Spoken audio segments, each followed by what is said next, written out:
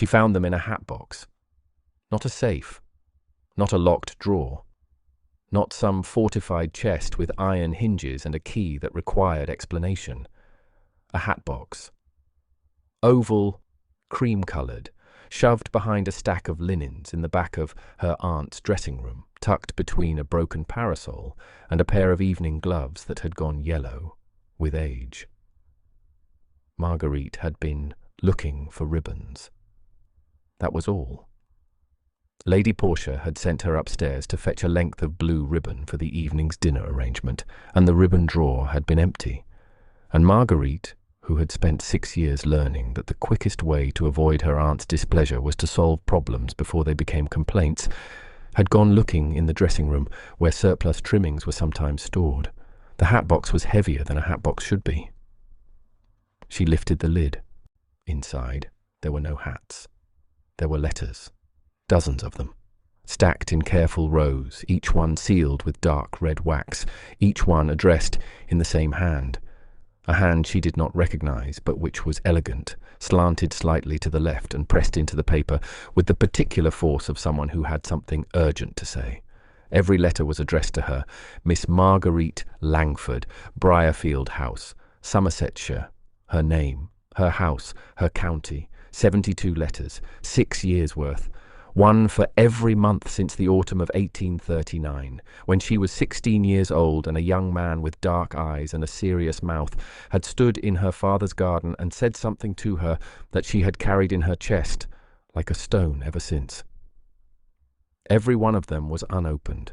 Every one of them had been intercepted, removed from the post tray, carried upstairs and placed in a hatbox behind a stack of linens by the woman who had been her guardian for 6 years and who had told her, repeatedly, gently, with the practiced sympathy of a woman who understood that cruelty is most effective when delivered in a soft voice, that the Duke of Pembridge had forgotten her, that men of his station did not write to girls like her, that whatever had passed between them in the garden had been a fleeting amusement for a man who collected amusements the way other men collected horses, and that the kindest thing Marguerite could do for herself was to forget him in return.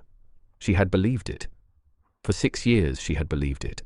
And now she was kneeling on the floor of her aunt's dressing room with 72 unopened letters in her lap, and the understanding that every moment of the last 6 years, every night she had spent convincing herself that she had been forgotten, every morning she had spent practicing the particular numbness required to function without hope, had been built on a lie.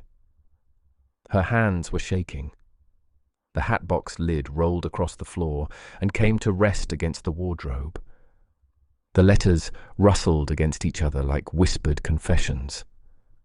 She picked up the first one, the oldest, dated October 1839, the seal cracked but unbroken, and she held it, and she did not open it, because opening it would confirm what she already knew, and confirmation is a door that only opens one way. She opened it, and there's a moment in everyone's life when they realize they've been settling for less love, less respect, less than they deserve. Tonight's story is about a woman who had that realization, and about the man who refused to let her settle ever again. This is Aristocratic Hearts, and I'm so glad you found your way here. Before we dive in, I want to hear from you. Where in the world are you right now? What time is it? I love knowing that we're all here together, scattered across the globe, connected by these stories. Tonight's story is about letters, about what happens when a man pours his heart onto paper for 6 years and the woman he loves never receives a single word. About the silence that grows between two people when someone else is controlling the conversation. And about what happens when the truth finally surfaces. Because in my experience, the truth always surfaces. It just takes its time. Let me take you back to the autumn of 1839 to a house called Briarfield, in the green hills of Somersetshire, where a girl named Marguerite Langford was about to meet the man who would change her life, and then, through no fault of his own, disappear from it entirely. Briarfield House sat at the end of a lime tree avenue in a valley where the river Parrett wound through water meadows, and the autumn mist clung to the hedgerows until noon. It was a handsome house, not grand enough to attract envy, not modest enough to invite pity, with Georgian symmetry and a walled garden that produced the finest pears in the county. Sir Edgar Langford, Marguerite's father, had inherited it from his father, and who had inherited it from his father, and the Langfords had lived there for 4 generations with the quiet, unambitious contentment of a family that measured wealth in acres rather than ambitions. Sir Edgar was a gentleman. This is not always a compliment. He was gentle the way water is gentle, soft, yielding, shaped entirely by whatever vessel contained it. When his wife, Lady Mary, had been alive, the vessel had been love, and Sir Edgar had been a good husband, a tender father, a man whose kindness was guided by a woman with the intelligence and backbone to direct it. Lady Mary died when Marguerite was 12. Consumption, the same quiet thief that had been stealing women from their families for centuries, arriving as a cough and leaving as a coffin. She died in the spring, when the pear trees were in blossom, and Marguerite sat at her bedside and held her hand and promised to be brave, and Lady Mary looked at her daughter with the particular ferocity of a mother who knows she is leaving her child undefended, and whispered, "Be more than brave, be clever." Sir Edgar, without his vessel, collapsed inward. He retreated to his study, to his books, to the particular numbness of a man who has outsourced his strength to a woman who is no longer there. He ate when food was placed before him. He signed documents when they were placed before him. He existed, but he did not function, and the management of Briarfield House, including the management of his 13-year-old daughter, fell to the only person willing to take it on, Lady Portia Langford, Sir Edgar's younger sister. Unmarried, sharp-featured, 41 years old, Ali, with the precise diction of a woman who had opinions about everything, and the patience of a woman who had been waiting a very long time for an opportunity to deploy them. Lady Portia moved into Briarfield House 3 weeks after Lady Mary's funeral. She arrived with 4 trunks, a lady's maid, and a comprehensive plan for the management of her brother's household that she had been refining, privately, for years. She was not evil. This distinction matters. Lady Portia was not cruel the way Lady Margot in our last story was cruel. She did not strike. She did not starve. She did not lock doors. What Lady Portia did was subtler and in its way more devastating. She controlled. She controlled the household accounts. She controlled the menu. She controlled which rooms were used and which were closed, in which servants were kept and which were dismissed, which invitations were accepted and which were declined. She controlled Marguerite's wardrobe, her education, her social calendar, and, most critically, her correspondence. Every letter that entered or left Briarfield House passed through Lady Portia's hands first. This was not unusual for the era. Unmarried women, and Marguerite at 12, 13, 14 was emphatically unmarried, did not manage their own correspondence. Their guardians did. It was a matter of propriety, of protection, of ensuring that a young woman's reputation was not compromised by an unvetted letter from an unsuitable source.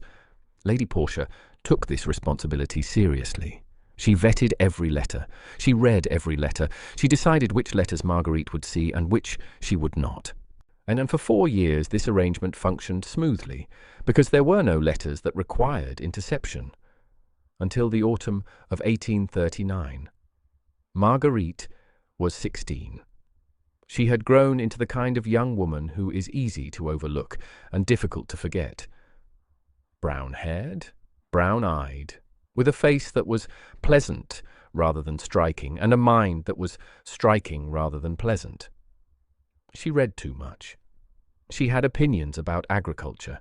She could calculate the yield of a wheat field faster than her father's steward, and she once corrected the vicar on the date of the Council of Nicaea with a precision that made him set down his sherry and stare.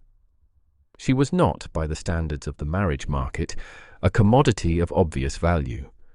She was not beautiful enough to sell on appearance alone, not wealthy enough to sell on fortune, and far too intelligent to be easily managed by the kind of men who typically shopped at country house parties.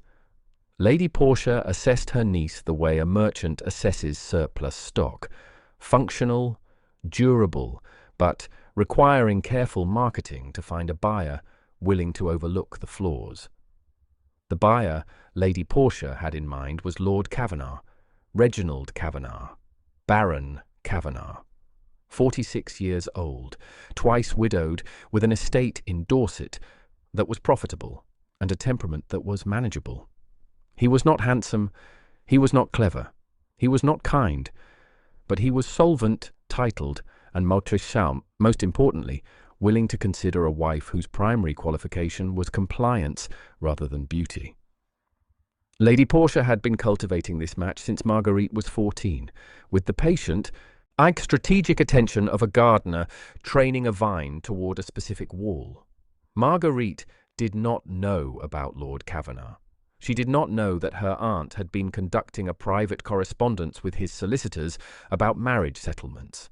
She did not know that her future had been mapped with the precision of a military campaign, and that the campaign's objective was to have her married by 20. What Marguerite knew was this: she was 16, it was October, the pear trees were heavy with fruit, and her father was hosting his annual shooting party. The shooting party at Briarfield was a modest affair. 8 or 10 gentlemen, 3 days of sport, evenings of cards and conversation, the kind of gathering that a country baronet hosted to maintain his social standing without overtaxing his income. Marguerite was not expected to participate. She was expected to appear at dinner, speak when spoken to, eat what was placed before her, and retire early while the men drank port and discussed whatever men discussed when they believed women couldn't hear them. She did these things. She also, on the second morning, escaped to the walled garden with a volume of Cowper's poetry and a stolen pear, because the house was full of men who smelled like gunpowder and wet dog, and the garden was the only place where the silence was the kind she chose, rather than the kind that was imposed. The garden was not empty. A man was standing by the south wall, examining the espaliered pear trees with the focused attention of someone who understood horticulture. He was young, mid-20s, tall, lean, with dark hair and darker eyes, and the kind of face that did not smile easily but suggested, in its architecture, that when it did smile, the effect would be devastating. He wore a shooting coat, but it was unbuttoned, and his boots were clean, which meant he had not been shooting, which meant he was either a poor sportsman or a man who, like Marguerite, had escaped. "Those are conference pears," she said, because she could not help herself, because she had opinions about pears the way other girls had opinions about bonnets. He turned. Dark eyes met brown. He did not startle. He did not perform the social flutter of surprise that gentlemen were trained to deploy when addressed by unexpected women. "They're not," he said. "They're Williams. They are conference. Williams have a rounder base and a smoother skin. These are elongated with russeting at the stem. Conference." He looked at the pair. He looked at her. Something moved in his dark eyes. Not amusement exactly, but the particular alertness of a man who has just encountered something he did not expect to find in a walled garden in Somersetshire. "You're right," he said. "Conference." "I know I'm right. My mother planted them." "Your mother had excellent taste in pears." "My mother had excellent taste in everything. She's dead." She said it flatly, the way she always said it. A fact, not a bid for sympathy.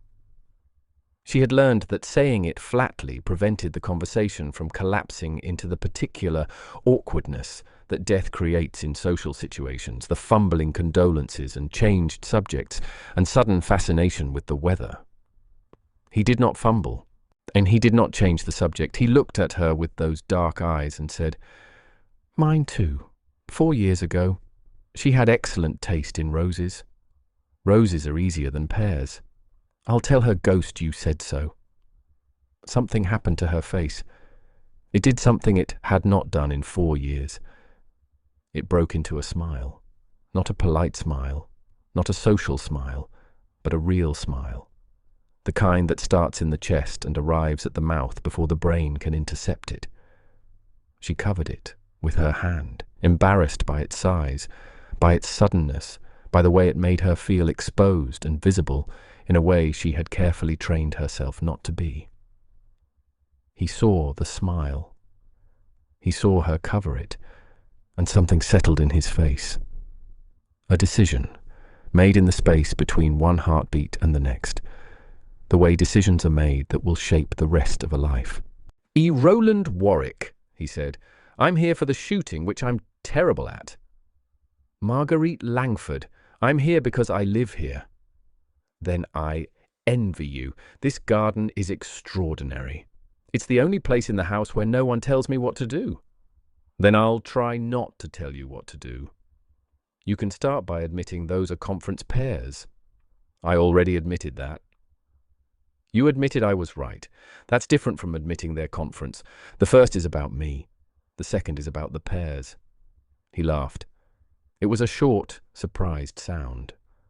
The laugh of a man who does not laugh often and has been caught off guard by the impulse. He looked at her with an expression she would not be able to name for years. The expression of a man who has just found the thing he did not know he was looking for, in the last place he expected to find it. Conference pears, he said, definitively. They talked for 2 hours. They talked about pears and roses and Cowper's poetry and why October was better than June, and whether bees had preferences and how to calculate wheat yield, and why the vicar was wrong about the Council of Nicaea, and what it felt like to lose a mother when you were old enough to remember her, but too young to have asked all the questions you needed to ask. He sat on the garden wall. She sat on the bench beneath the pear trees. The distance between them was proper, observed, maintained with the unconscious discipline of two people who understood the rules, even as they were breaking every unwritten one. They did not touch. They did not need to. The conversation was the intimacy, the particular, in devastating intimacy of two minds that recognize each other. He came back the next morning, and the next.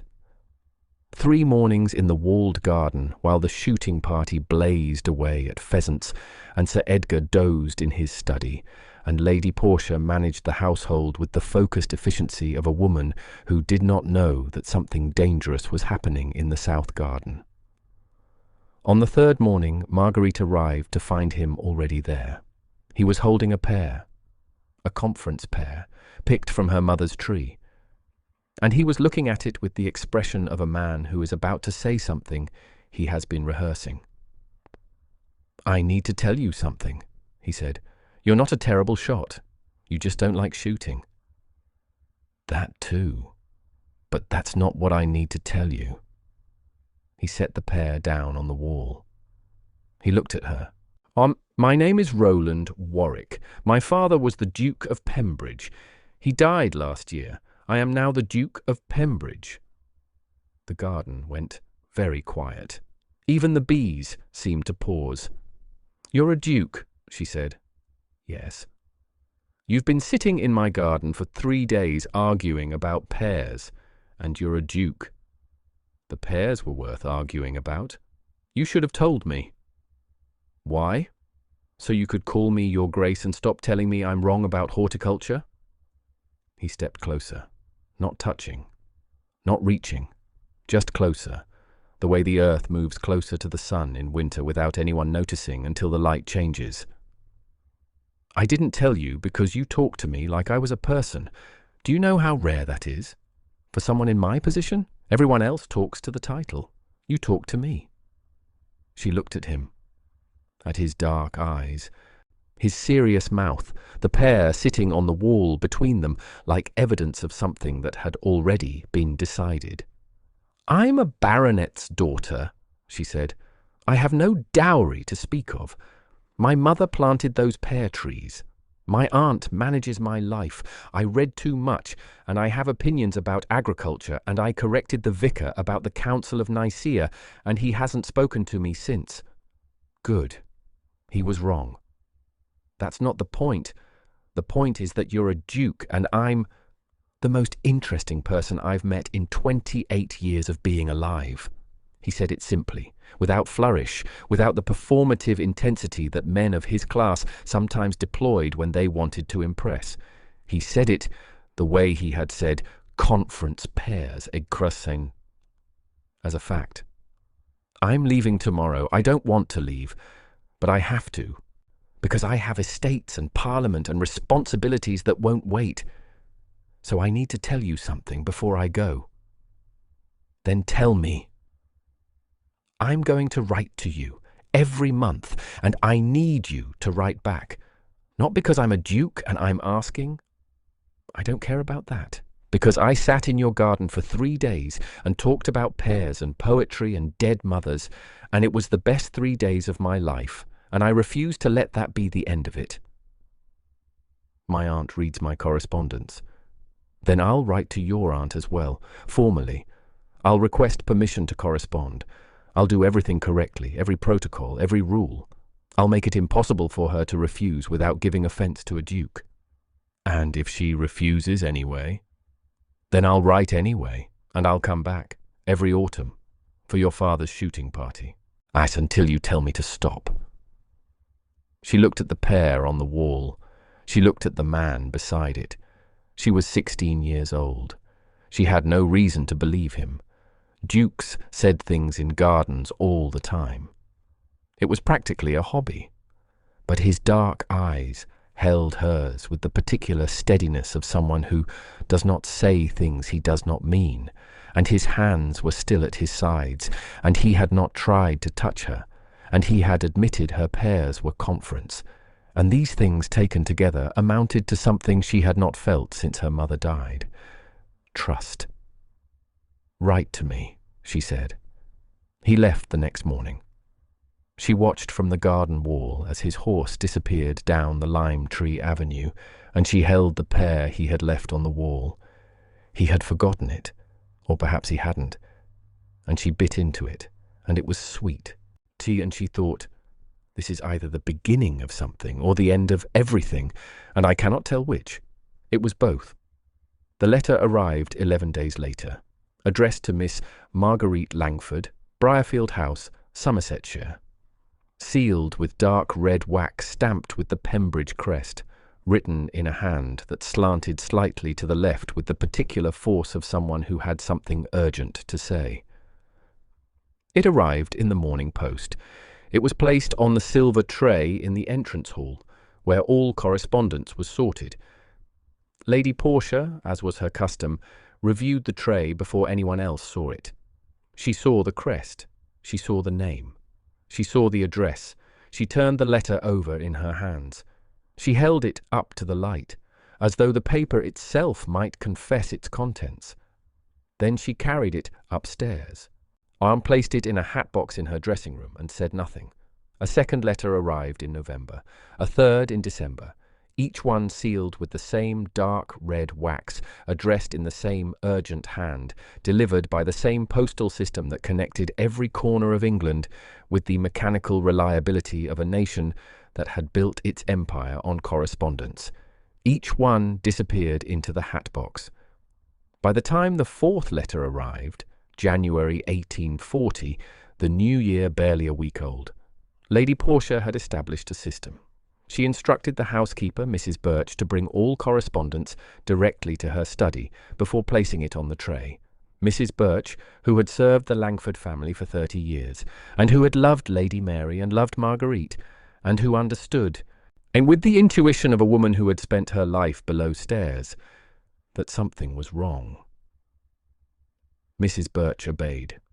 She obeyed because Lady Portia was her employer's sister and the household authority, and because servants who questioned authority did not remain servants for long. But she obeyed with a heaviness in her chest that she could not name and did not examine. Marguerite waited for a letter that never came. She waited through November, telling herself that postal delays were common, that a duke had responsibilities, that 11 days of conversation in a garden did not constitute a promise, regardless of what he had said. She waited through December, telling herself that Christmas was busy, that estates required management, that Parliament demanded attention. She waited through January, through February, through the slow, grey dissolution of winter into spring, and with each month that passed without a letter, a small, precise piece of something inside her, hope, perhaps, or the willingness to believe that she had been seen, detached and fell away, the way leaves fall from a tree that is not dying but is learning to survive with less. By the spring of 1840 she had stopped waiting. She did not stop suddenly. She stopped the way a clock stops, gradually, imperceptibly, one tick at a time, until the silence is so complete that you cannot remember when the ticking ended. She stopped hoping that the post would bring anything other than bills and invitations to events she would not attend. She stopped looking toward the lime tree avenue for a horse that was not coming. She stopped, and the stopping hurt. But the hurt was familiar. It was the same hurt she had felt when her mother died. The hurt of learning that the world does not arrange itself around your happiness, and that the kindest thing you can do for yourself is to stop expecting it to. Lady Portia watched this transformation with private satisfaction. The letters were a threat, not to Marguerite, but to Lady Portia's plan. Lord Kavanagh was the plan. Lord Kavanagh was 46 and solvent, and willing to accept a wife without a significant dowry, and the marriage settlement Lady Portia had been negotiating would include a provision, discreet, buried in the legal language, that granted Lady Portia a lifetime annuity of £200 a year and permanent residence at Briarfield House after Sir Edgar's death. A duke was not part of the plan, and a duke would take Marguerite away from Somersetshire. A duke would install his own household management. A duke would have no use for an unmarried aunt with opinions and a need for control. A duke would end everything Lady Portia had spent 4 years building. So the letters went into the hatbox, 1 per month, regular as a heartbeat. And 300 miles away in the great house of Pembridge Park in Northumberland, a duke sat at his desk each month and wrote to a woman who never answered and wondered what he had done wrong. Roland Warwick was not a man who gave up. This was not stubbornness. It was something deeper, something rooted in the particular loneliness of a man who had found connection exactly once in his life and who could not accept that it had been one-sided. And he had sat in a garden and talked about pears and dead mothers and the Council of Nicaea, and the girl, the woman, she would be 17 now, 18, 19, had looked at him with brown eyes that missed nothing and a mind that forgave nothing, and she had told him to write. So he wrote.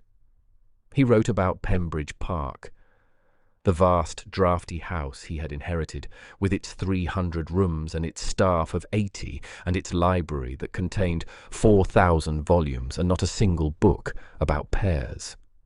He wrote about Parliament, the tedious, necessary machinery of governance that consumed his winters in London and left him exhausted by spring. He wrote about the roses his mother had planted, which he tended himself on his knees in the dirt, because it was the only task in his day that did not require him to be a duke. He wrote about her. He wrote about the way she had said conference with the absolute certainty of someone who did not need validation. He wrote about her smile, the real one, the one she had covered with her hand. He wrote about the pear he had left on the garden wall, which he had not forgotten. He had left it deliberately, the way a man leaves a flag on conquered territory to mark the place where something important had happened. The letters grew longer as the months passed. By the second year, they were 3 pages. By the third year, 4. He told her things he had never told anyone. About his father's death, about the weight of the title, about the particular loneliness of being a man to whom everyone defers and no one speaks honestly.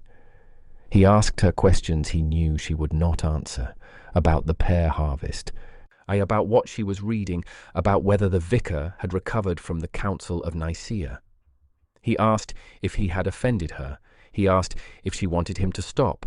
He asked, in the 37th letter, written at 2 in the morning after 3 glasses of brandy and a parliamentary debate that had lasted 9 hours, whether she had ever existed at all, or whether he had invented her in a garden because the alternative was a life in which no one would ever argue with him about fruit. He did not stop writing. 72 letters, 6 years. He did not miss a single month, and she did not receive a single one. The years passed. Marguerite grew from 16 to 22 inside the walls of Briarfield House, and the growing was a kind of compression, the slow, steady pressure of a life that was too small for the person living it. She managed the household accounts because her father could not. She oversaw the tenants because her father would not. She read voraciously. History, philosophy, natural science, anything that expanded the walls of her world, even as the physical walls remained unchanged. She did not attend balls. Lady Portia had decided that the London season was an unnecessary expense for a girl whose future was already arranged, and Sir Edgar, who signed whatever was placed before him, had agreed. Marguerite's social world extended to church on Sundays, the occasional dinner with neighbouring families, and the annual shooting party, which she endured with the resigned tolerance of a woman who had learned that endurance was the only form of rebellion available to her. Lord Kavanagh visited quarterly. He sat in the drawing-room and drank Sir Edgar's port, and spoke to Lady Portia about Marguerite as though Marguerite were not in the room. Her health, her education, her readiness. He looked at Marguerite the way a man looks at a horse he intends to purchase, assessing conformation, checking teeth, calculating whether the investment would yield acceptable returns. Marguerite despised him. She despised him quietly, privately, with the controlled precision of a woman who understands that open defiance would cost more than it gained. She sat in the drawing-room during his visits and answered his questions with the minimum number of words required by courtesy, and counted the minutes until he left and thought, with the particular bitterness of someone who has been taught to expect nothing. This is my life. This is what it will be. A baron with port-stained teeth and a house in Dorset, and the rest of my years spent managing someone else's estate instead of my own. She did not think about the Duke. She had trained herself not to think about the Duke the way a recovering patient trains themselves not to touch a wound. He was a memory filed under things that happened once and will not happen again. And she had sealed the file and shelved it and moved on with the disciplined efficiency of a woman who could not afford to hope. Roland had not moved on. He attended the Briarfield shooting party every year. Every October, without fail, he rode 300 miles from Northumberland to Somersetshire for 3 days of shooting he did not enjoy, in the hope that he would see her, or in the hope that 3 days in her proximity would yield the conversation that 72 letters had failed to produce. He did not see her. Lady Portia was meticulous. Each year, when the shooting party began, Marguerite was sent to visit a cousin in Devon. A convenient absence that Lady Portia attributed to prior commitments, and that Sir Edgar, who had stopped questioning his sister's arrangements years ago, accepted without comment. Roland arrived at Briarfield each October and found the garden empty, and the pear trees heavy with fruit, and the bench beneath the south wall occupied by nothing but autumn light. He asked about her, casually, to Sir Edgar over dinner. "My daughter is visiting family in Devon," Sir Edgar said each year, with the rehearsed smoothness of a line he had been given. "Please send her my regards," Roland said each year, with the careful neutrality of a man who suspects he is being lied to but cannot prove it. He could have demanded to see her. He was a duke. He could have arrived unannounced outside the shooting party on a Tuesday in March and knocked on the door and asked for Miss Langford, and no one could have refused him without causing a social incident that would have rippled through the county for years. He did not do this because he was afraid, not of rejection. He could have survived rejection. He was afraid that she had read his letters and chosen silence, that she had weighed his words and found them insufficient, that the 3 days in the garden had meant less to her than they had to him, and that his continued writing was not devotion, but intrusion, and that the kindest thing he could do was give her the silence she had apparently chosen. This was the cruelest part of Lady Portia's strategy. By intercepting the letters, she had not merely prevented communication, she had manufactured consent. Roland's silence, from Marguerite's perspective, looked like abandonment. Marguerite's silence, from Roland's perspective, looked like rejection.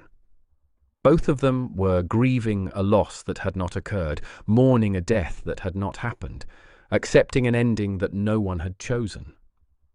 6 years, 72 letters, 2 people who wanted the same thing, separated by a hatbox, and a woman who wanted something else. Until the afternoon that Marguerite went looking for ribbons. She opened the first letter with hands that trembled so badly she tore the paper. October 14th, 1839. Dear Miss Langford, I have been home for 3 days and I have not stopped thinking about conference pears. This is, I suspect, because I have not stopped thinking about you, and the pears are the nearest acceptable substitute for saying so directly. Pembridge Park is enormous and cold and contains 4,000 books, none of which are about horticulture. I intend to rectify this. I intend to rectify many things, beginning with the fact that I left your garden without saying what I meant to say, which is this. You are the first person who has spoken to me as though I were real since my mother died, and I do not intend to lose that. I have written to your aunt requesting formal permission to correspond with you. I trust she will convey my request. If you are willing, please write back. If you are not willing, please write back and tell me so, because even your rejection would be preferable to silence. I hope the pears are ripening well. Yours, Roland. She read it twice. She read it a third time. She pressed the letter against her chest and she breathed, and the sound she made was not crying and not laughing, but something between the two, the sound of a woman whose internal architecture is being rearranged by a single page of paper. She opened the second letter. November 12th, 1839. Dear Miss Langford, I have not received a reply. I am telling myself that the post is unreliable, which it is, and that you are busy, which I'm certain you are, and that 3 days of conversation about pears does not entitle a man to expect a response, which is probably true. I am writing anyway. Parliament opened last week. It is exactly as tedious as you would expect. A man stood up today and spoke for 45 minutes about the regulation of canal boats, and I thought about you the entire time, which is either a sign that I am devoted or that canal boat regulation is unbearably dull. Both may be true.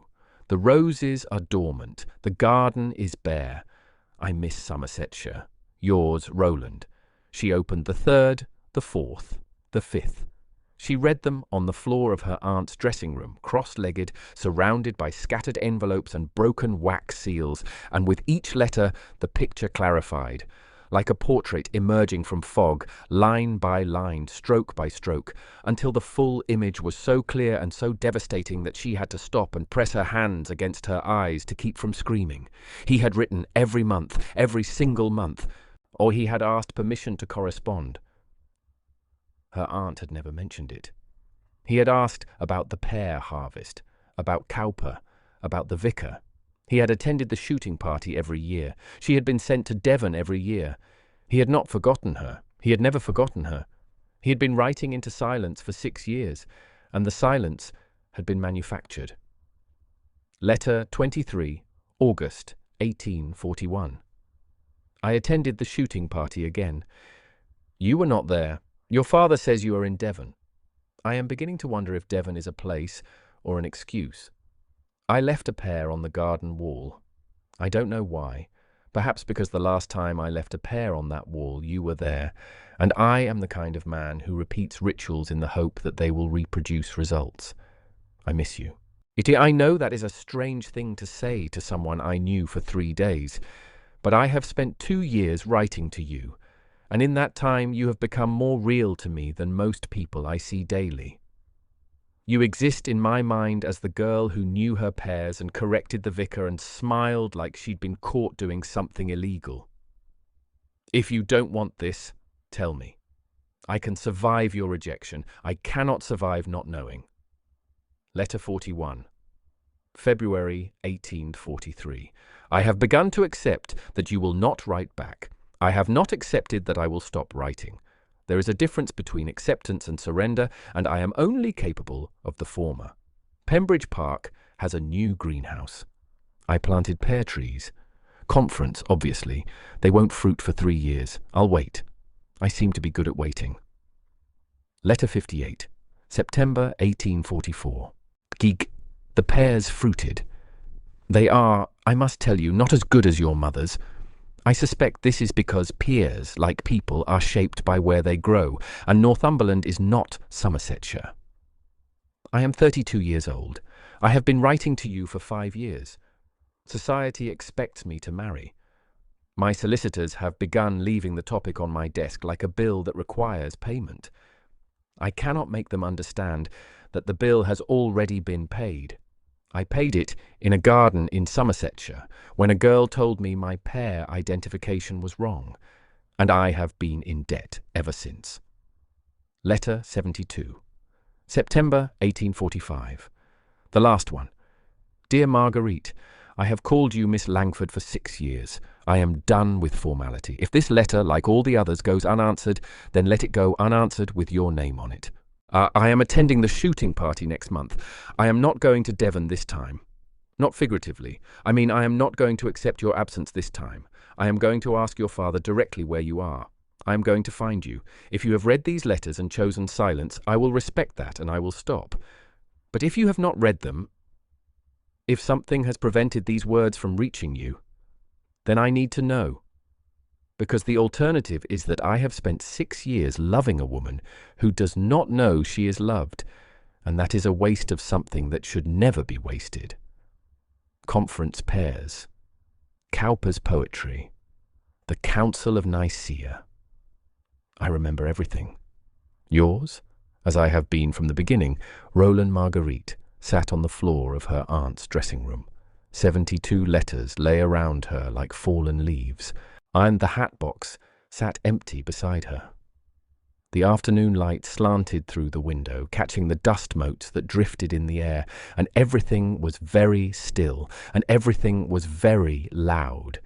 And the woman who had spent 6 years learning not to hope was holding the evidence that hope had been writing to her all along. She did not cry. She had spent 6 years learning not to cry.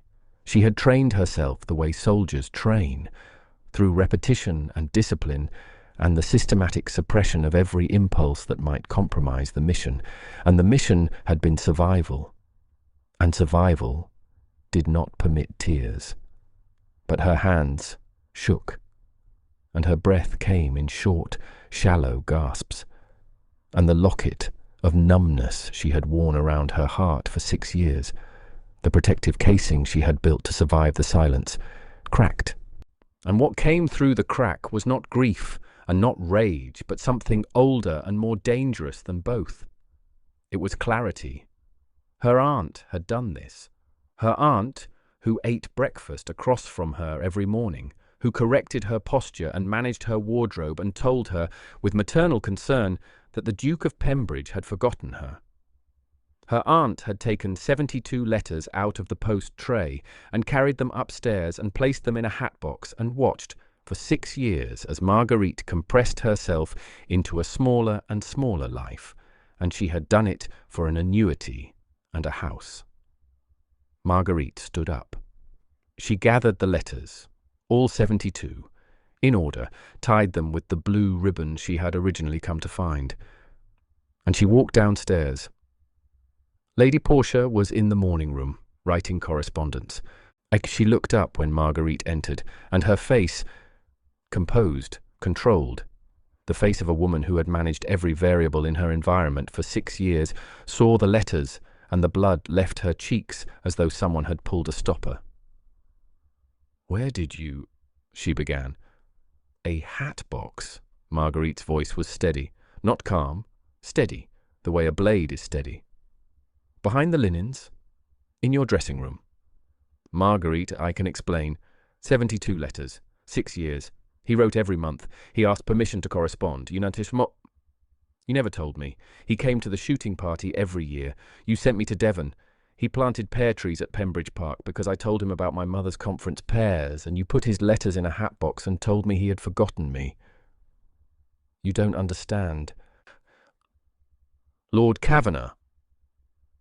Lord Kavanagh is 46 years old, with port-stained teeth and the conversational depth of a puddle. You chose him for me because he was manageable and because the marriage settlement gives you £200 a year and this house after my father dies."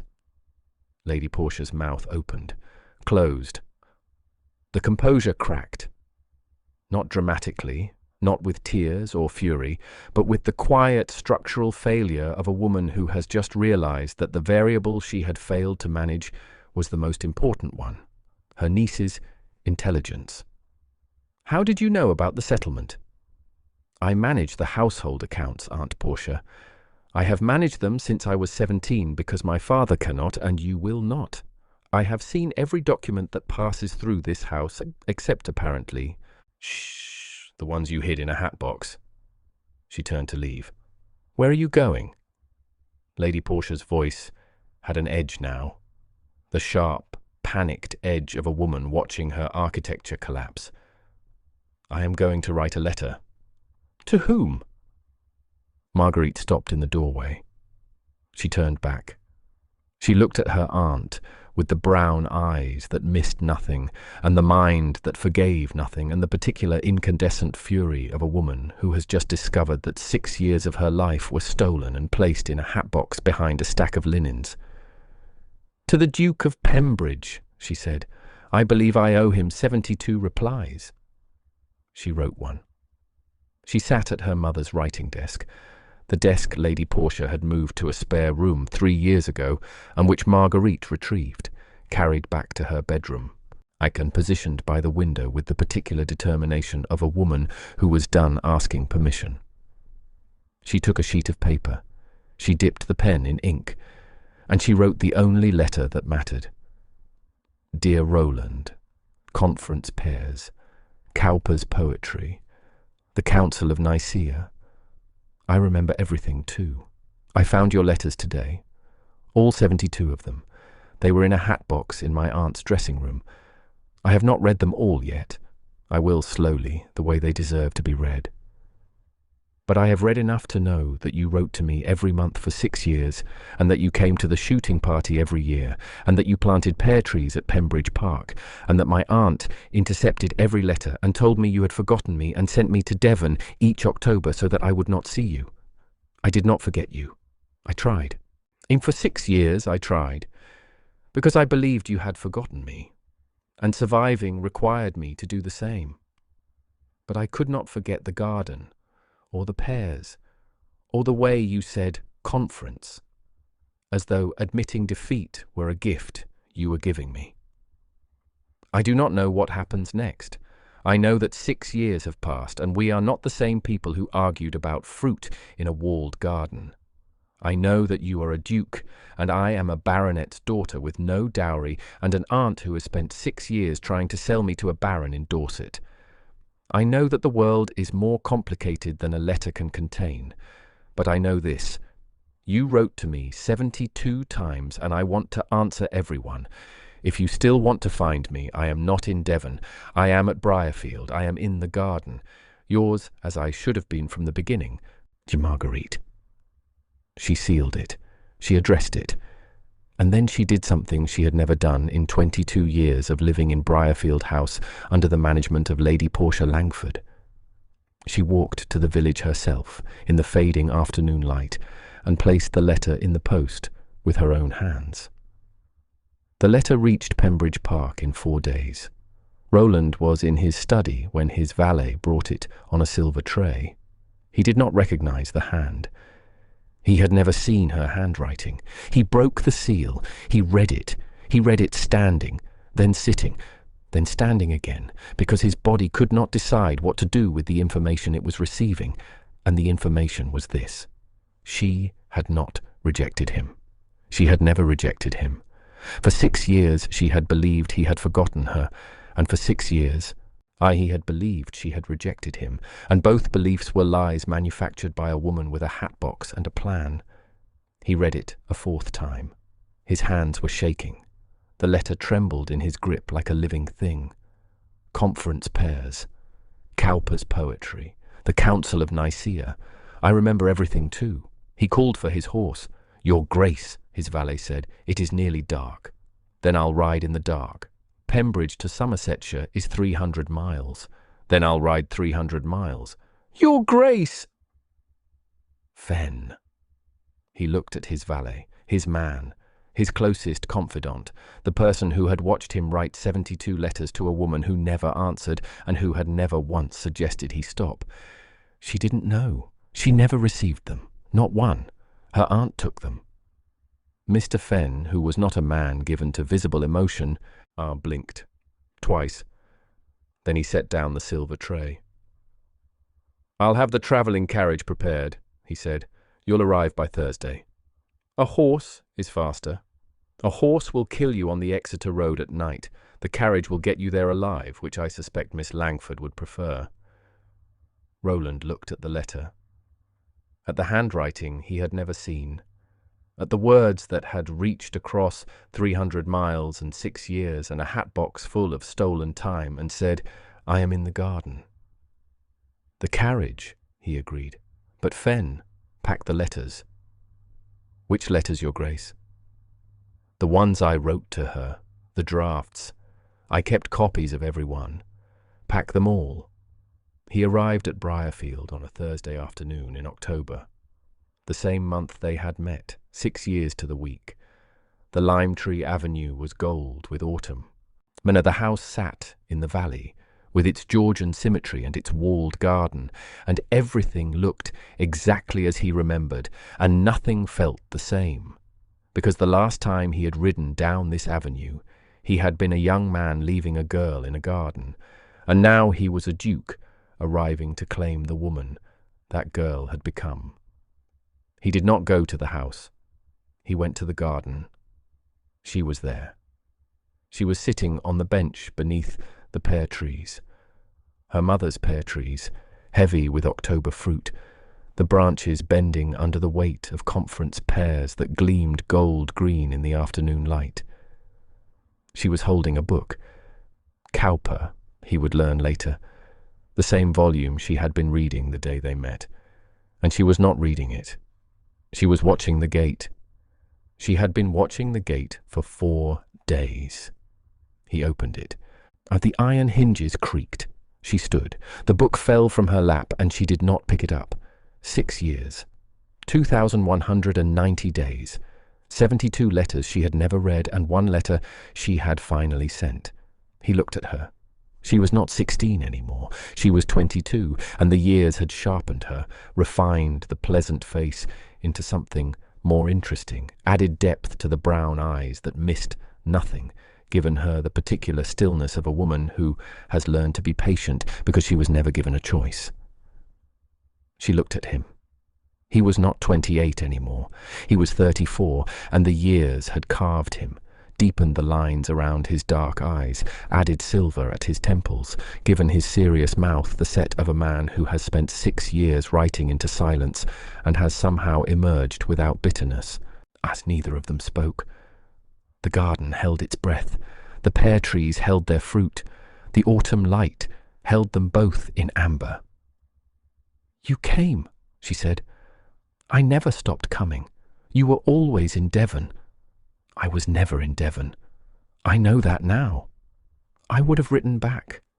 If I had known, if I had received even one—" "I know," she was crying. Not the controlled, disciplined tears of a woman who has trained herself not to feel, but real tears. Hot, furious, grief-stricken tears that fell for 6 years of wasted time, for 72 letters she should have read by firelight, for a garden she had stopped visiting because it reminded her of a man she believed had forgotten her. He crossed the garden in 4 strides. He took her face in his hands, his warm hands on her wet cheeks. And he looked at her with dark eyes that held 6 years of letters, 6 years of waiting, 6 years of showing up to a garden that was always empty. "I brought them," he said. "The letters. I kept copies of every one. They're in the carriage. All 72. I found the originals in a hatbox." "I know. You told me in your letter. I've only read the first 12. I wanted to read the rest slowly. You can read them in any order, but I should warn you. Letter 37 was written after 3 glasses of brandy, and I'm not entirely certain it's coherent." She laughed. Through the tears, through the fury, through the 6 years of compressed grief, Ikai. She laughed. The real laugh. The one she had discovered in this garden at 16. The one she had covered with her hand, the one he had been writing toward for 72 months without ever hearing it. He kissed her. In the garden, beneath the pear trees, with October light on their faces and the taste of salt on their lips, and 6 years of silence breaking apart around them like ice on a spring river. He kissed her the way his letters had spoken to her, with urgency and patience, and the particular devotion of a man who has spent 6 years proving on paper that he is not capable of giving up. She kissed him back. Her hands gripped the front of his coat, the way a person grips the edge of a cliff, not because they are falling, but because they have finally found something worth holding on to. When they broke apart, she was still crying, and he was holding her face. And the pear trees were heavy with fruit above them. "Your aunt," he said. His voice was quiet, the quiet that precedes weather. "Tell me everything," she told him. The intercepted letters, the manufactured silence, Lord Kavanagh, the marriage settlement with the annuity provision. The years of being told that he had forgotten her, spoken in a soft voice over breakfast, repeated with gentle sympathy until it became the truth she lived inside. He listened without interrupting. His dark eyes did not change. His hands did not shake. But something behind those eyes was assembling itself. Something architectural, something patient, something that had 72 reasons to exist. "The shooting party begins tomorrow," he said. "Yet your father will be expecting guests."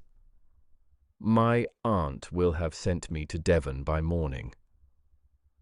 "Your aunt is going to find that difficult, because I'm going to walk into that house and inform your father that I have been corresponding with his daughter for 6 years, that his sister has intercepted every letter, and that I intend to marry his daughter with or without his blessing, though I would prefer with. He'll sign whatever Lady Portia tells him to sign. Not if I'm standing in front of him. Your father is a weak man, Marguerite, but weak men respond to power, and I have more power than your aunt has manipulation." He paused. "I am also going to inform Lord Kavanagh that his suit is finished. If he objects, I will make his financial situation, which, I should tell you, is considerably less solvent than your aunt believes, a matter of public record." "You know about his finances." "I have known about Lord Kavanagh since the 2nd year of writing to you without reply. When a woman doesn't answer 72 letters, a man considers the possibility that someone else is involved. Mr. Fenn, my man, investigated your household 2 years ago. He discovered the Kavanagh arrangement. He suspected the letters were being intercepted, but could not prove it without your cooperation." "You knew? For 2 years you knew someone might be—" "I suspected. I could not prove. and I could not act without proof, because acting on suspicion against a woman who was your legal guardian would have been dismissed as a duke overstepping his authority into a family matter. His jaw tightened. The law does not favor women in these situations, Marguerite. Your aunt is your guardian. Your father delegated authority to her. The letters were addressed to you, but they entered her household, and as the managing authority of that household, she had the legal right to manage your correspondence. What she did was morally reprehensible, but legally defensible. I needed you to find the letters yourself. I needed the proof to come from inside the house. So you kept writing? I kept writing because I could not stop. The investigation was a reason to continue, but it was not the reason. The reason was letter number 1. Conference pairs. The reason never changed. She looked at him. At this man who had written to her for 6 years without reply. Who had investigated her household with the patience of a man who understands that justice requires evidence, who had planted pear trees 300 miles away because she had told him about her mother's garden, who had ridden 300 miles in a carriage because she had written 8 lines on a piece of paper and said, "I am in the garden." "I want to read every letter," she said, "all 72, in order, before anything else happens. I want to know what I missed. I want to know who you became while I was learning to live without you." "Then read them. I'll wait." "You've been waiting 6 years." "I can wait a little longer. I seem to be good at it." She smiled. The real smile. The one she had covered with her hand at 16, and which, at 22, she no longer needed to hide. The confrontation with Lady Portia happened that evening. Roland walked into Briarfield House through the front door, unannounced, uninvited, wearing the particular expression of a man who owns 30,000 acres and has been lied to for 6 years and has decided that politeness is no longer required.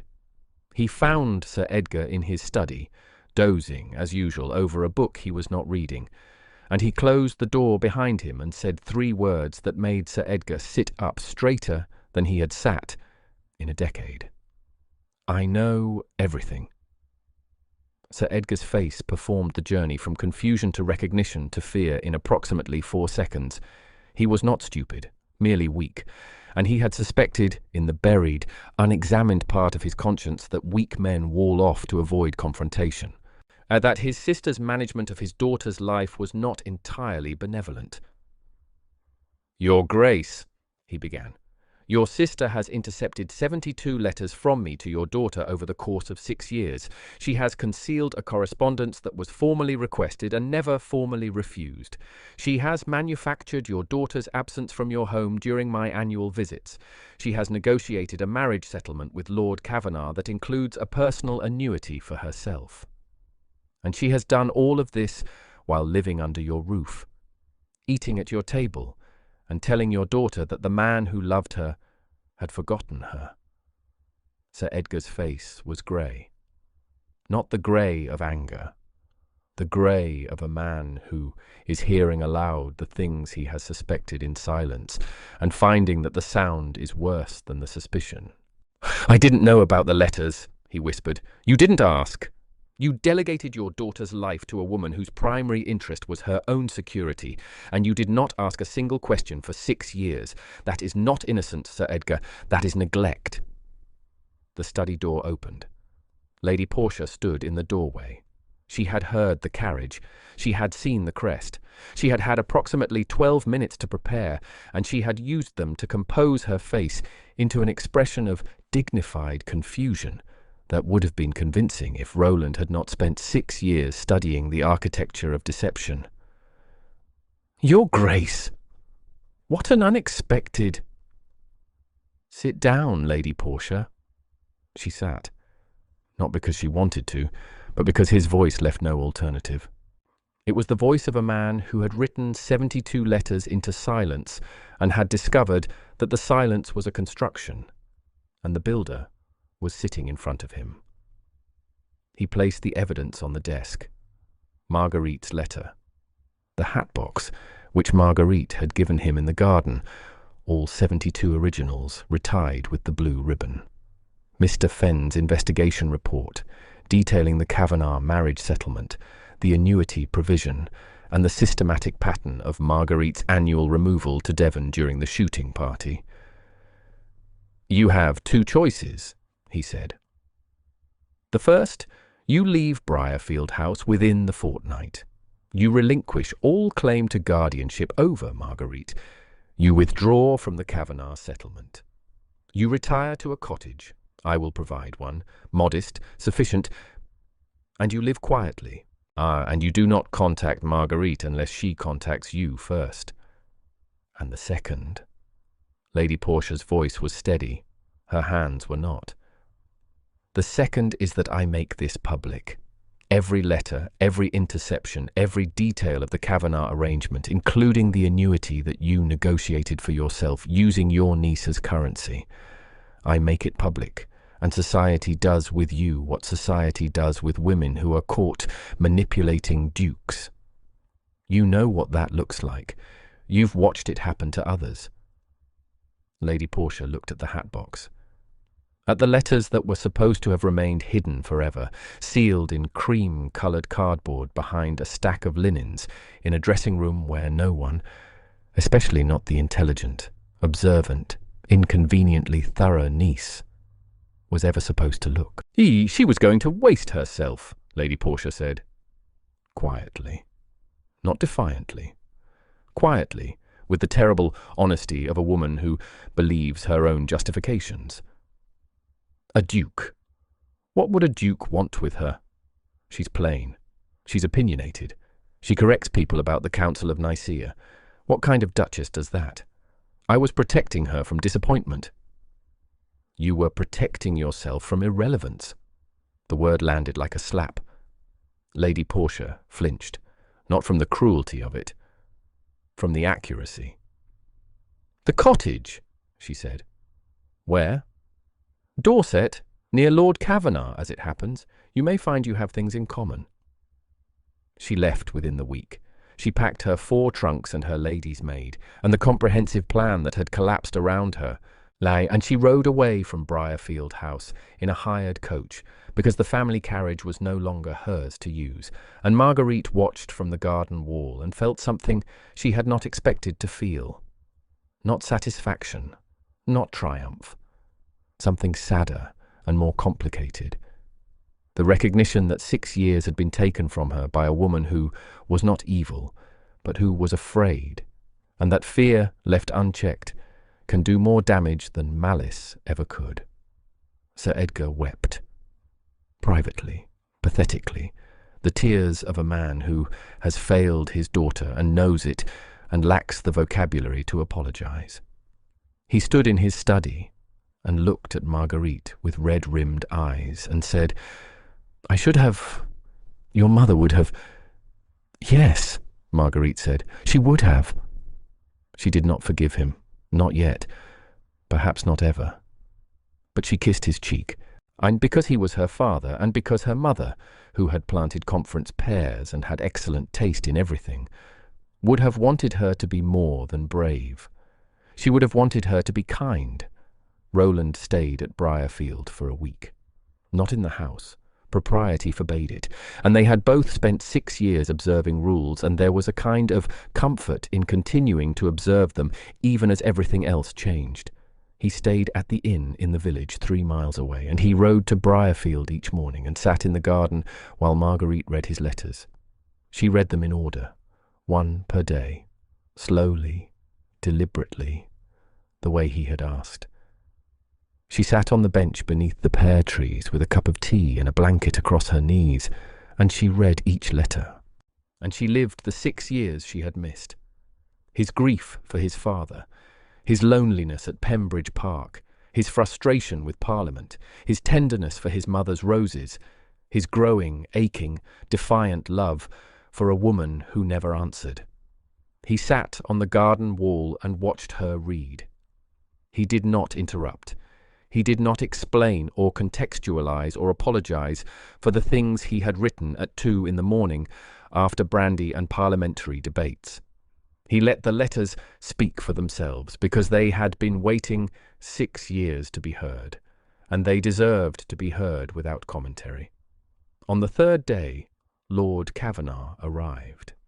He arrived in a coach that was newer than it should have been for a man of his income, a detail Roland noticed immediately. Because Roland had spent 2 years studying Lord Kavanagh's finances and knew precisely how far the man was stretching. Kavanagh was tall, fleshy, with ruddy cheeks and the easy confidence of a man who has never been told no by anyone who mattered. He walked into Briarfield House as though he already owned it, which, in his mind, he nearly did. He did not know about the letters. He did not know about the Duke in the garden. Lady Portia had sent for him 2 days earlier, a panicked, hastily written note informing him that complications had arisen and that his presence was needed to secure the arrangement. He came because Lady Portia had told him to, and because the prospect of a young wife and a profitable estate was worth a 2-day journey from Dorset. He found Marguerite in the morning room. He sat beside her.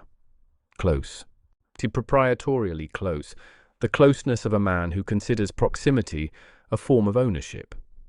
And he took her hand without asking. "Lady Portia tells me there has been some confusion," he said. His voice was warm. His eyes were not. "She tells me a visitor has been causing disruption. I want you to know that I am here now and that our arrangement remains firm." Marguerite withdrew her hand. "There is no arrangement, Lord Kavanagh." "My dear girl." "I am not your girl. I have never been your girl. And the arrangement you are referring to was negotiated between my aunt and your solicitors without my knowledge or consent, and it is finished." Kavanagh's ruddy face darkened, not with embarrassment, with the particular anger of a man who has been told no for the first time and does not have the emotional vocabulary to process it. You don't understand what you're refusing," he said. "I am offering you a title, a home, security. You are offering me yourself. I am declining." "Your aunt assured me." "My aunt," said a voice from the doorway, "no longer speaks for Miss Langford." Roland stood in the doorframe. He had come from the garden when he saw the unfamiliar coach. He had heard enough. He leaned against the door with the deceptive casualness of a man who could buy Lord Kavanagh's estate with his quarterly income and not notice the expense. Kavanagh stood. He was taller than Roland. He was broader than Roland. He was, in every physical dimension, larger than Roland. But size is not power, and the thing that radiated from Roland Warwick, the quiet, absolute authority of a man who controlled 30,000 acres and a seat in the House of Lords, made Kavanagh shrink without moving. "Your Grace," Kavanagh said. The title came out strangled. "Lord Kavanagh, I understand you have an arrangement with Lady Portia Langford regarding her niece." That is, it's a family matter. It was a family matter. It is now my matter." Roland stepped into the room. He did not raise his voice. He did not need to. "The arrangement is void. Lady Portia had no authority to negotiate a marriage settlement for a woman whose consent was never obtained. Furthermore," he paused, and the pause was surgical, "your own financial position is rather more precarious than you have represented to this family. The Dorset estate carries a mortgage of £4,000. Your annual income, after debts, is closer to £300 than the £2,000 you have claimed, and the second wife's jointure, which remains unpaid, constitutes a legal liability that any competent solicitor would advise Miss Langford to avoid." Kavanagh's face went from ruddy to white. The financial details, precise, devastating, delivered with the calm authority of a man who had done his research, stripped away the performance of prosperity and left the truth standing naked in a morning room in Somersetshire. "How did you—" "I am the Duke of Pembridge. Knowing things is what I do." He looked at Kavanagh with dark eyes that held no malice, no theatrics, no satisfaction. Only the flat, final dismissal of a man who has weighed another man and found him worthless.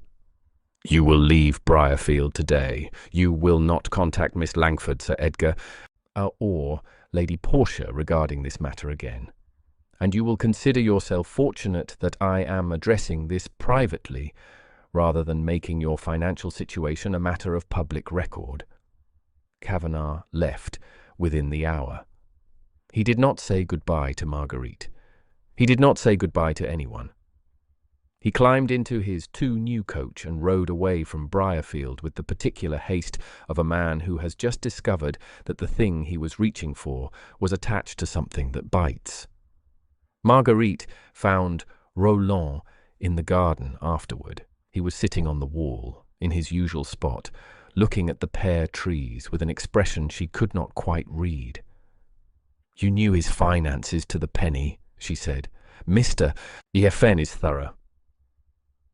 "You've been investigating the man my aunt wanted me to marry for 2 years. Yes?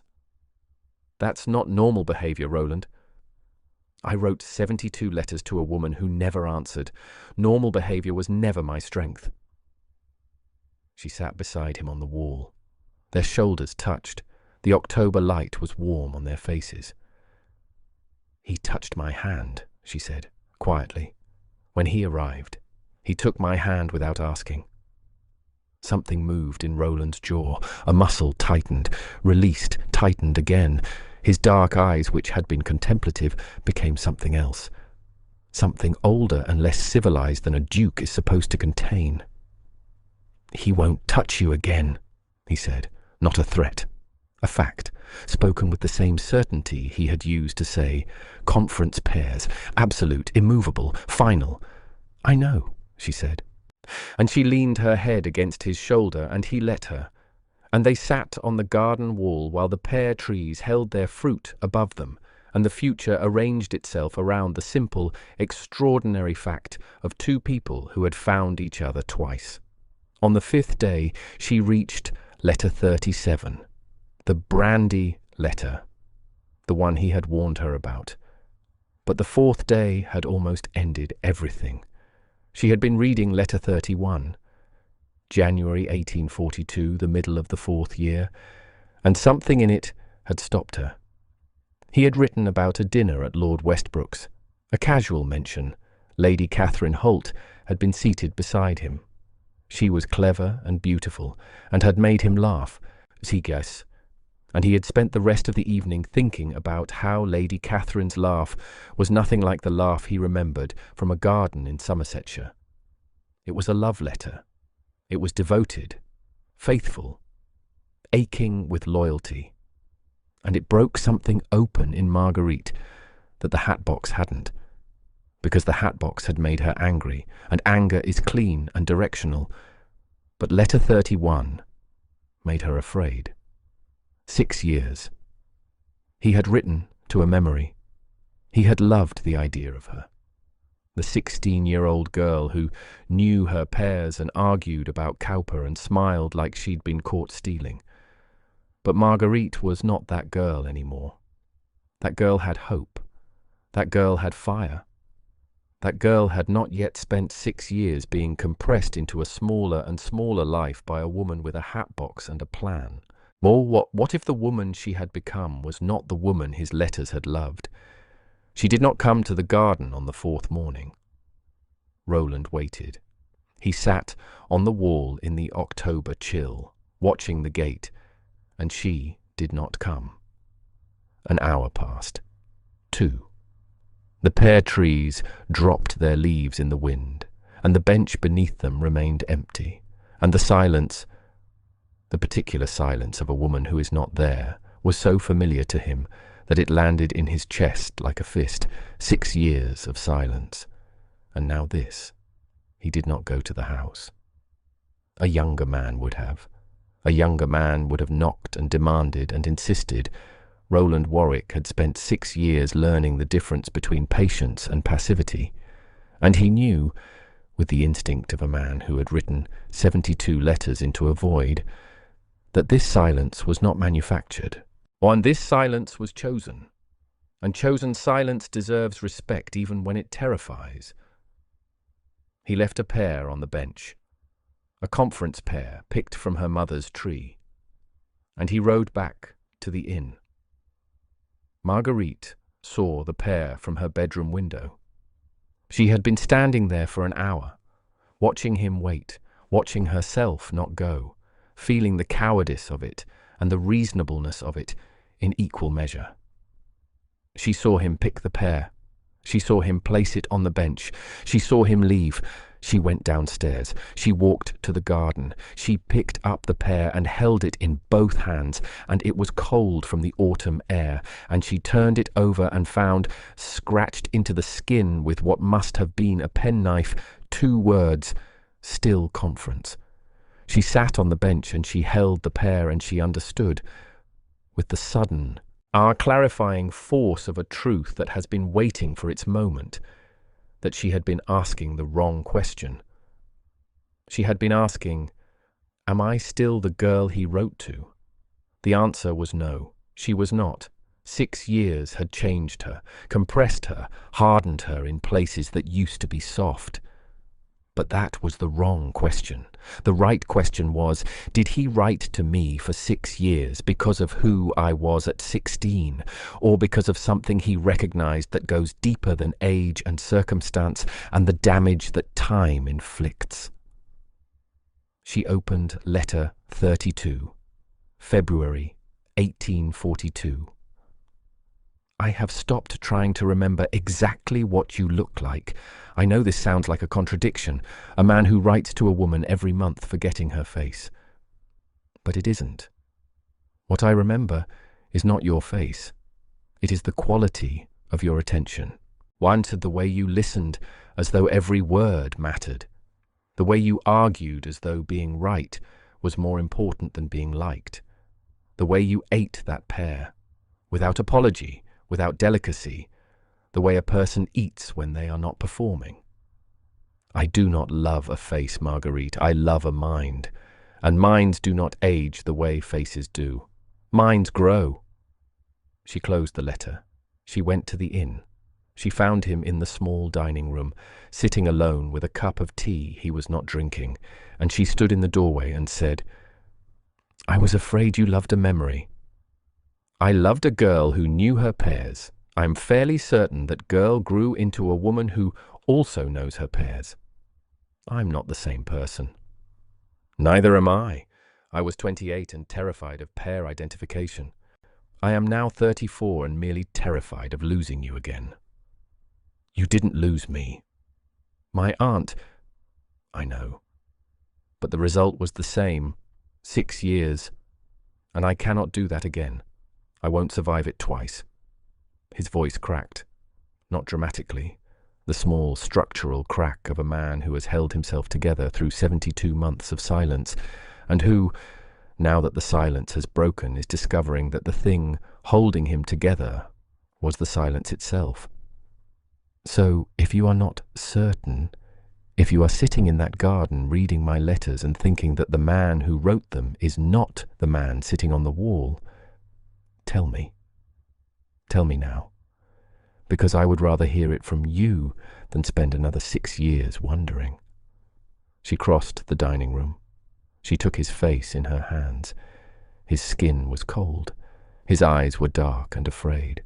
"Tartet, I was not afraid that you were different from the letters," she said. "I was afraid that I was different from the girl they were written to, that I have been diminished, that 6 years of being told I was forgettable made me forgettable. You corrected me about pears within 30 seconds of meeting me. You corrected the vicar about the Council of Nicaea. You discovered 72 stolen letters and confronted the woman who stole them and wrote to me the same afternoon. You are many things, Marguerite Langford. Forgettable is not among them." She kissed him. in a country inn dining room, in front of a cold cup of tea and a startled serving girl, with no pear trees and no October light and no poetry. Just the raw, a graceless honesty of two people who have both been afraid and who have both decided that fear is not a good enough reason to stop. She went back to the garden the next morning. He went back to the wall.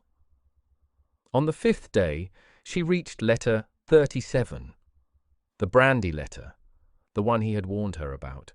She read it. She looked up at him. Her brown eyes were bright. You asked if I was real. I was not entirely sober. You asked if you had invented me in a garden, because the alternative was a life where no one argued with you about fruit. That part was sober. Roland. Yes? I am real. I have always been real. And conference pears are not a suitable substitute for telling someone you love them. I know. That's why I wrote 71 more letters. She stood up from the bench. She crossed the garden. 3 steps. 4. The same distance he had crossed the day he arrived. The same garden. The same pear trees. The same October light. And she stood in front of him and took his face in her hands the way he had taken hers. And she kissed him with the accumulated force of 6 years of letters she should have read and 6 years of silence she should never have endured. Marry me, she said against his mouth. He pulled back, looked at her, dark eyes to brown. That's my line. You've had 6 years to say it. I'm saying it now. Marguerite Langford, you cannot propose to a duke. I just did. It's improper. So is hiding 72 letters in a hatbox. I've developed a tolerance for impropriety. He laughed.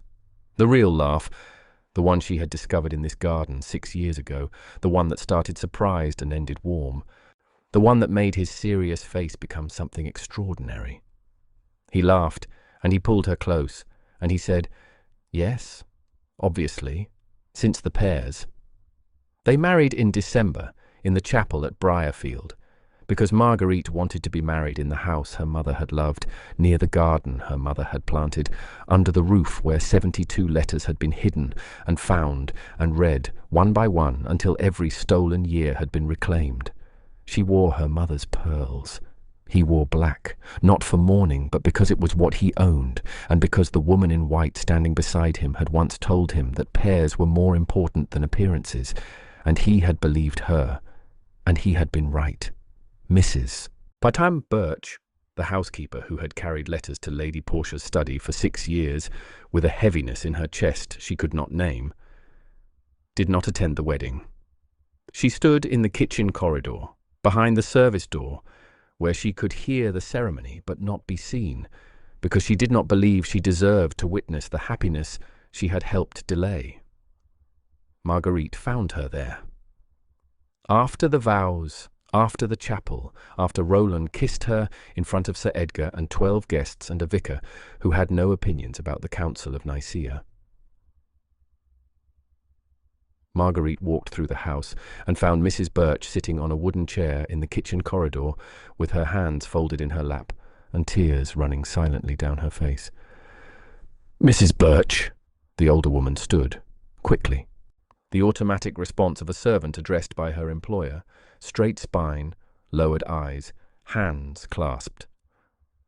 Your Grace, she said, the new title spoken for the first time. Don't call me that. Not you. It's what you are now, miss. And you are the woman who sorted the post in this house for 6 years, who carried letters from the tray to Lady Portia's study, who watched my aunt take correspondence addressed to me and place it somewhere I would never find it. Mrs. Birch's composure broke. Not all at once. It went the way a dam goes, the surface holding while the structure behind it gives way, until the whole thing collapses with a sound that is both quiet and enormous. I knew, she said. The words came out ragged, torn. I didn't know what was in them. I didn't know they were from a duke. I didn't know they were love letters. But I knew she was taking them, and I knew they were addressed to you, and I carried them to her study every month for 6 years because she told me to, and because I was afraid of what would happen if I didn't. What did you think would happen? She would dismiss me, without reference. I am 53 years old. I have no family, no savings beyond what I put aside from 30 years of service. A housekeeper dismissed without reference does not find another position. She finds a workhouse. Mrs. Birch's voice steadied. The steadiness of a woman who has rehearsed this confession in her mind 1,000 times and has finally found the courage to deliver it. That is not an excuse. I know it is not an excuse. Your mother, Lady Mary, she would have been ashamed of me. She trusted me with this house and with you, and I failed you both. Marguerite said nothing for a long moment. The kitchen corridor was silent except for the distant sounds of the wedding breakfast being prepared. The clatter of plates, the murmur of servants, the ordinary noises of a household continuing to function while two women stood in a corridor and reckoned with 6 years of silence. The truth was that Marguerite was angry. She had not expected to be. She had expected compassion, understanding, the generous grace of a woman who had just married the man she loved and could afford to forgive. But standing in front of Mrs. Birch, looking at the woman who had carried 72 letters past her every month for 6 years, she felt something harder than grace. She felt the weight of every morning she had checked the post tray and found nothing. Every evening she had gone to bed believing she was forgotten. Every month of the 6 years that Mrs. Birch had known, if not the contents, then the fact of the letters, and had said nothing. "You could have told me," Marguerite said. Her voice was not warm. "You didn't have to disobey her. You didn't have to steal the letters back. You could have simply told me they existed. One sentence. 'Miss, your aunt is taking letters from the tray.' One sentence, Mrs. Birch, in 6 years. I know. One sentence would have changed everything. I know. I would have found them years ago. I would have written to him years ago. I would have had years that I didn't have, and I cannot get them back, and you knew. Mrs. Birch did not defend herself. She did not explain again about the workhouse, about the dismissal, about the economics of fear. She stood in the corridor and accepted it. The anger, the accusation, the truth, with the stillness of a woman who has been carrying this weight for 6 years and has finally set it down, and the setting down is not relief, it is exposure. "Your mother would be ashamed of me," she said again, quietly. And it was that, not the apology, not the tears, not the explanation. It was the invocation of her mother that broke through Marguerite's anger. Because Lady Mary would have been ashamed of Mrs. Birch. But Lady Mary would also have understood the mathematics of fear, the calculation that a woman without means and without family makes when the person who controls her livelihood tells her to do something wrong. Lady Mary had understood that cruelty operates through systems, not just through individuals, and that the servant who carries the letters is as much a victim of the system as the woman who never receives them. Marguerite took Mrs. Birch's hands, the hands that had sorted the post, that had carried the evidence of love past the woman it was meant for, that had obeyed when they should have rebelled. They were rough hands, the hands of a woman who had worked for 30 years, and they were shaking. "I am angry with you," Marguerite said. "I want you to know that. I am angry, and I may be angry for a long time, and I will not pretend otherwise." "Yes, miss." But anger and forgiveness are not opposites. They can exist in the same person at the same time. My mother taught me that. She squeezed the rough hands. "You failed me." "Well, you know it. I know it. We will both carry that. But you are telling me now, and you are standing here instead of hiding, and that is not nothing. It isn't enough. No, it isn't, but it's a start." Mrs. Birch came with them to Pembridge Park. Marguerite insisted, not immediately, not in the flush of the wedding, but a week later, after she had sat with the anger and examined it, and decided that carrying it alone was less useful than carrying it alongside the woman who shared its weight. A new house needed a housekeeper who understood that loyalty to a person mattered more than loyalty to a position, and Mrs. Birch, who had failed once, and who would spend the rest of her career proving that failure was not her final word, was the right woman for both. Pembridge Park was enormous, 300 rooms, 80 staff, a grounds that stretched to the Northumberland hills, and a greenhouse containing pear trees that a duke had planted because a girl in a garden had told him about her mother's conference pears.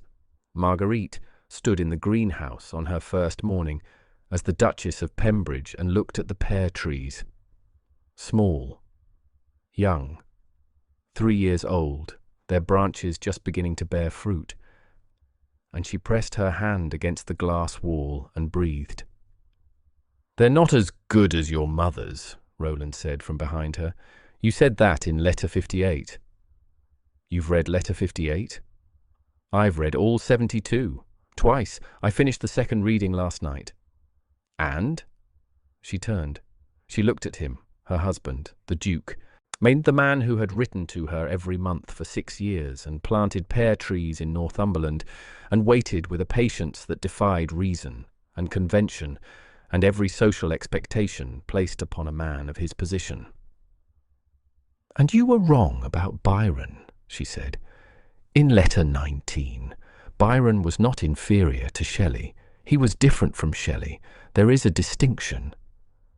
I've been waiting 6 years for you to argue with me about something. I was hoping it would be something other than Byron." "We have time. I have 72 letters worth of arguments to make." "I look forward to every one." She took his hand. They stood in the greenhouse, surrounded by conference pear trees that were not as good as her mother's but were planted with love, which is the only soil that matters. And they looked at the future, which was large and uncertain and entirely theirs. The hatbox remained at Briarfield. Marguerite had considered taking it, as evidence, as reminder, as the physical proof of what had been done to her. In the end, she left it, empty, in the dressing room, behind the linens. A hollow thing in a hollow space, marking the place where 6 years had been stored and stolen and finally returned. She took the letters instead. All 72 originals, plus Roland's copies, plus her single reply. The letter that had crossed 300 miles and broken open a silence that should never have existed. She kept them in a walnut box on her writing desk at Pembridge Park, and she read them on Sunday mornings, one at a time, the way a person revisits a country they have loved and been away from too long. And Roland, who had written 72 letters to a woman who never answered, who had planted pear trees in a greenhouse in Northumberland, who had ridden 300 miles in a carriage because 8 lines on a piece of paper told him she was in the garden. Roland kept writing, not because he needed to, because he wanted to. Every month on the 14th, the date of the first letter, he left a note on her pillow. Short, specific, the kind of note a man writes when he has spent 6 years learning to say everything in a letter and now gets to say it in person but cannot quite break the habit. Conference pears are in season. Yours are still better. The vicar asked about the Council of Nicaea today. I told him to ask you. You smiled in your sleep last night. I didn't write about it because some things belong only to the person who witnesses them. But I'm writing about it now because I promised you 72 letters worth of honesty, and honesty includes the moments that make me unable to breathe. She kept those too. That's the end of our story tonight. And I want to leave you with something. There are letters you haven't received, not literal letters, not paper and ink and wax seals, but there are things people have tried to tell you that never arrived. Kindnesses that were intercepted, compliments that were withheld, love that was expressed in a language you weren't allowed to hear. If you've spent years believing you were forgotten, consider the possibility that you weren't. Consider the possibility that someone has been writing to you all along, and someone else has been standing between you and the words. I poured a lot of myself into this story, and I hope you felt that. If it resonated with you, let me know in the comments. And if you want to support this channel, subscribing is the best way to do it. Thank you for being here.